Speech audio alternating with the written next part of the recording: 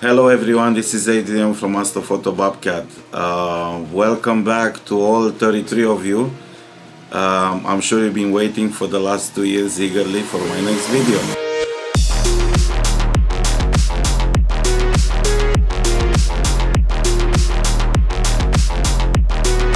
So let's talk about my favorite equipment and the gear I've been using. And while I always been hunting for advice on the internet, on YouTube, about how to shoot in a light polluted area, I found out myself after buying a lot of different cameras, a lot of filters, different telescopes, and I've been using all of this equipment, and I want to present you with my findings and what in this moment I believe to be a good combination that can give you a very good quality astrophoto, and I will actually show you a few examples. Okay, so let's actually see what equipment I've been using, and the main part of the equipment is the telescope, which is a Red Cat 51, and it's an amazing telescope because of the quality of the glass. First of all, it's a Pesval glass, and also it's a very wide field view telescope, which allows you to be sloppy a bit with the guiding. You don't want to be sloppy when guiding. However, this allows you and gives you a little bit more leeway, especially if you are a beginner photographer, which I've been for the last 2 years. I learn a lot, but I still consider myself to be a beginner. On the camera, I've been using the QHY 268M and QHY 268C. The M stands for monochrome, the C stands for color, and I cannot recommend enough the monochrome setup. And now I would not necessarily recommend a beginner, like a really, like you're just starting with astrophotography, to go with the QHY mono or any kind of mono camera.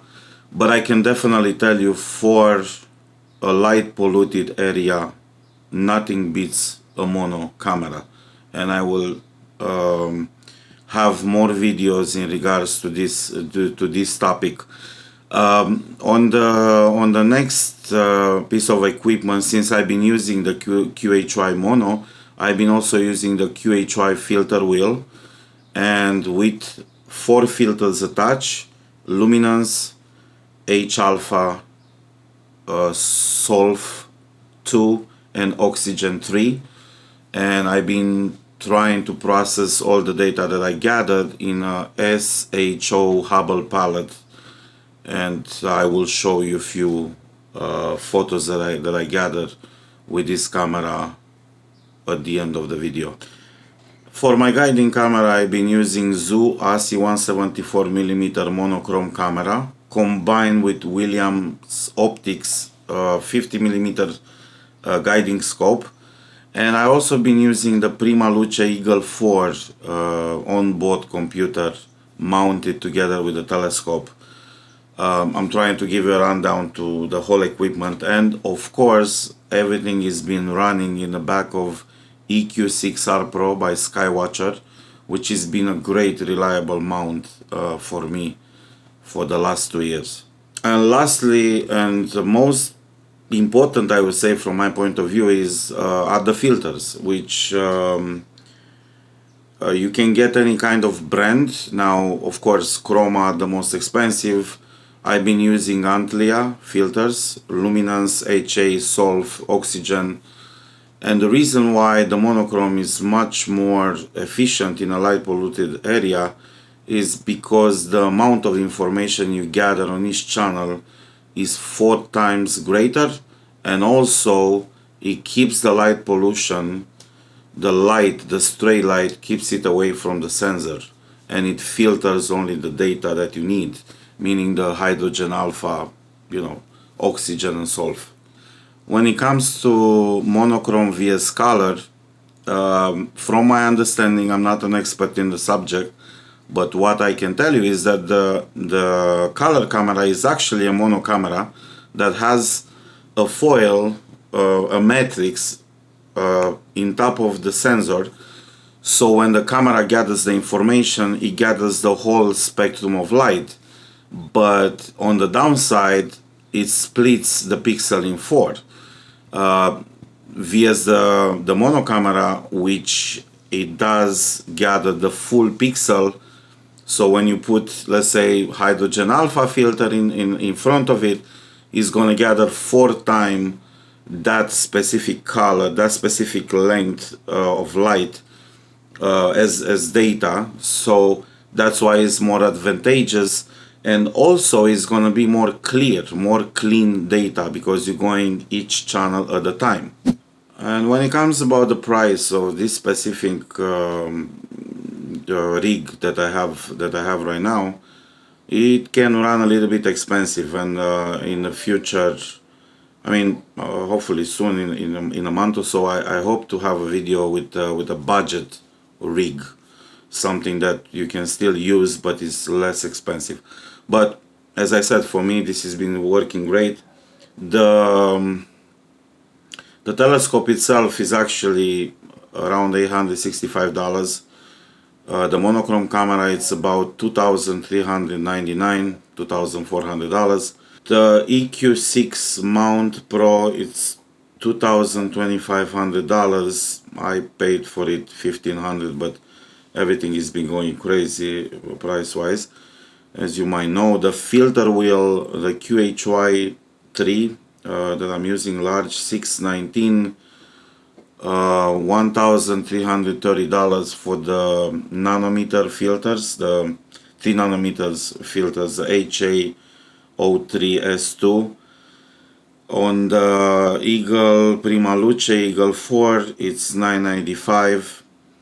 On the guiding scope, William Optics 50mm, $171. And finally the ASI 174mm is $399. I'm gonna leave the links below. You can go ahead and look it up.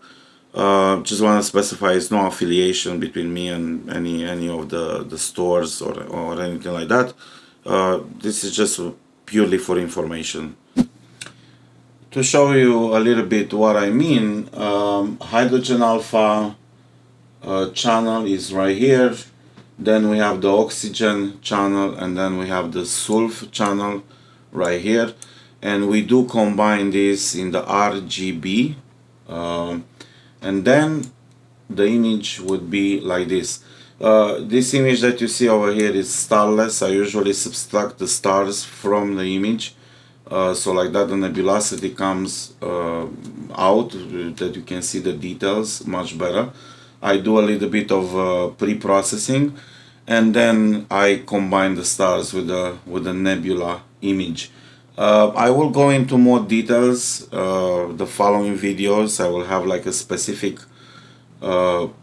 processing video where I'm gonna show you in PixInsight what I do in Photoshop, and also eventually I will show you the videos that I'm doing in that I do the 3D effect. But that's for upcoming videos. Okay, so this is a very brief video, and it's hopefully it's the first in a series of videos that I want to make, and I want to help people actually be able to take pictures from the city, from the light polluted areas, in a real sense, like 9 light polluted on a bottle scale. And I want to show that it's possible to do astrophotography if you do have access to the rooftop, if you do have access to your backyard. I think you should do it. Not necessarily only astrophotography. You can observe the moon, the planets, and so on and so forth. It's a beautiful hobby, and it can be done from the city, believe it or not. And I'm not discouraging anybody to go outside in the woods and you know, outdoors, and be able to get pictures from those spots. you would gather more data over there. It would be a cleaner data, but you know, you have to actually go outside, stay there overnight, and so on and so forth, which I will do at one point. I will hopefully have a video about that soon as well. So until the next time, thank you for watching, and yeah, clear skies.